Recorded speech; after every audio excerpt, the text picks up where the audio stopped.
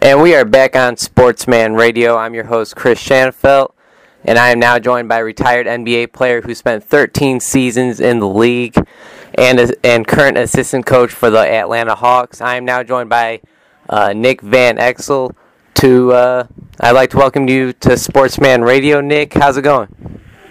Everything's good. How you doing, man? I'm good. I'd like to start this interview off by talking a bit about your playing days. You attended Trinity Valley Community College for your first 2 years, and then you transferred to University of Cincinnati. In the 2 years you spent at Cincinnati, you became Cincinnati's all-time leader in three-point field goals, made at 147% and percent at 39%. Now, those records have been surpassed since then, but at any time have those numbers ever meant anything to you, Nick?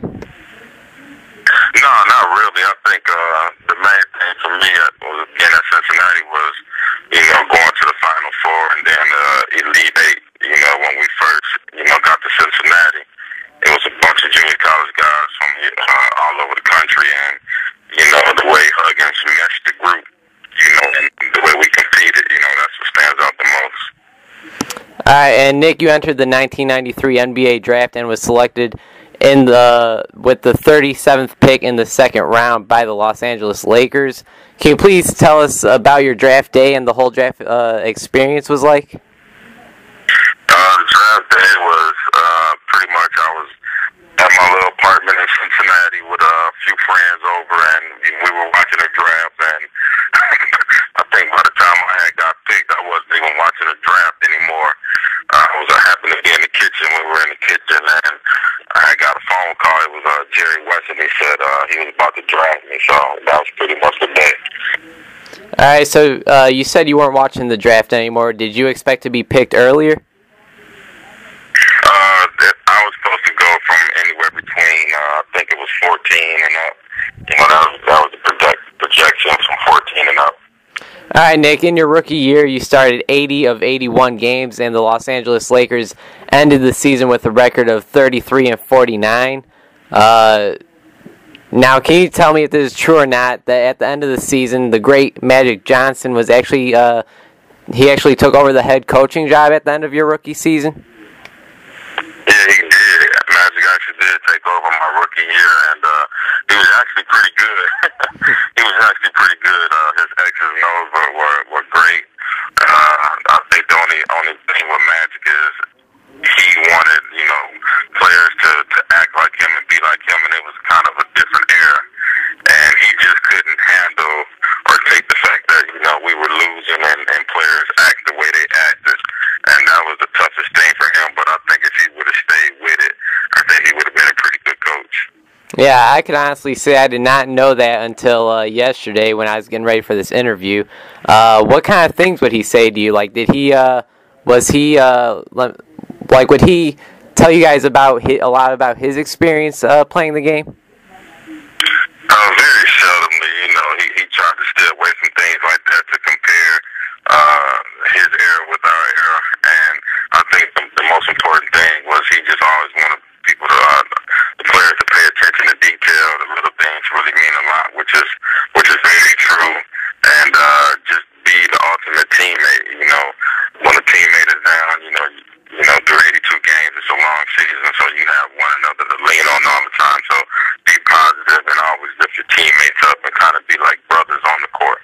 Mm-hmm. Nick, you made the 1998 All-Star Game. Can you tell us about that experience? It was a pretty good experience for me. I actually thought I probably could have made it a couple more times before then, but I guess I made it at the right time. It happened to be in the Metro Basketball, the Madison Square Garden, and Michael Jordan was there, and just playing against all the other top players throughout the league was a pretty good experience. It was in New York, so you couldn't go wrong.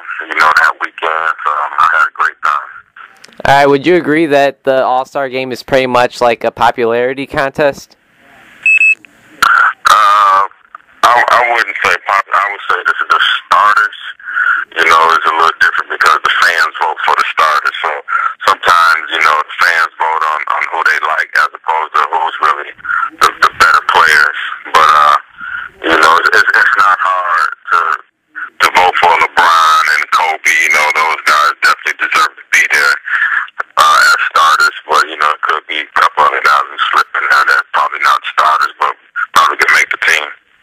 And it seems as if players took the All-Star game more serious back then than they do now. Would you agree on that?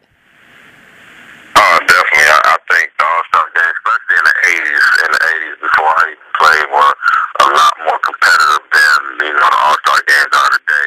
I think the All-Star games today really get, going good into the third, start of the fourth quarter.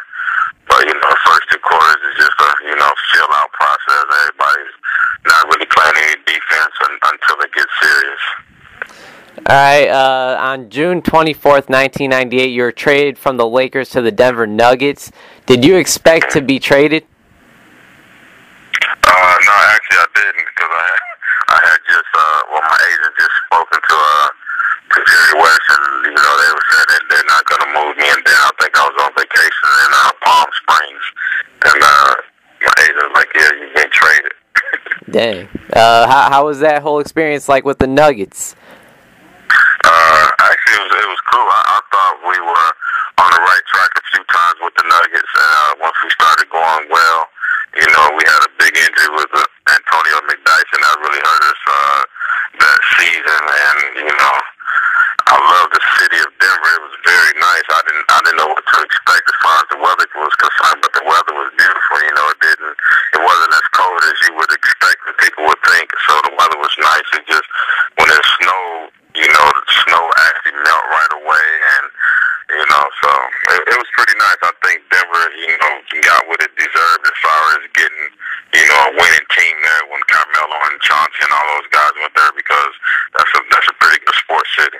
Mm-hmm. Would you say you were one of the go-to guys on the Denver Nuggets team? Because back then, they weren't one of the best teams, especially when you first joined them, I believe. They weren't too good, but when you first joined them, did you expect to be one of the go-to guys, and were you one of the go-to guys? Yeah, because when I first went there, I think the year before, they had one of the worst records in league history. Won like 11, 12 games, something like that.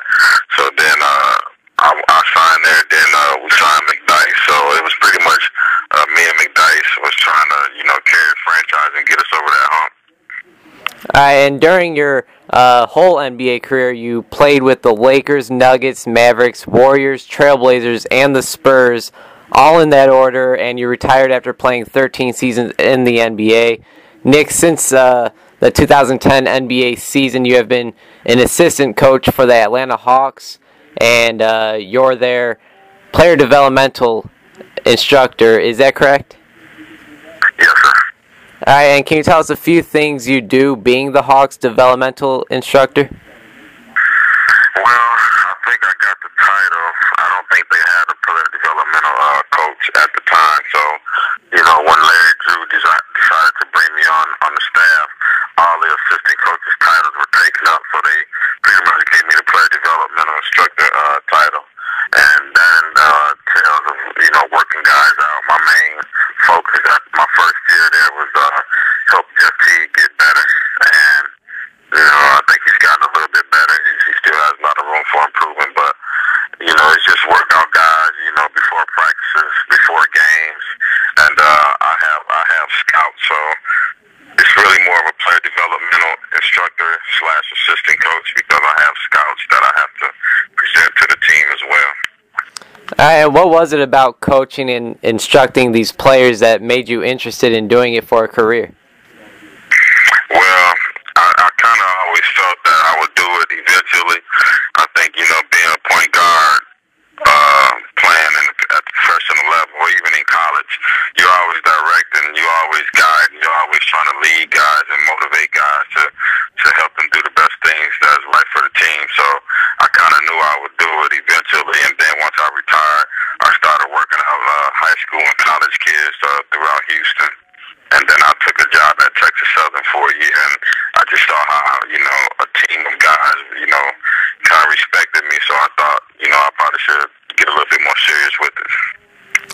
All right, Nick, what can you tell us about the Hawks? As we know, they traded 6-time All-Star Joe Johnson to the Brooklyn Nets, but you guys have acquired some nice pieces as well in point guard Devin Harris, a three-point specialist in Kyle Korver, and I'm a huge Bulls fan, so I love that piece right there. You guys also got one of the best players to come off the bench. He was second most in votes last season for Sixth Player of the Year award. Point guard Lou Williams, and you guys also picked up Deshaun Stevenson. Those are some very nice new pieces you guys have added.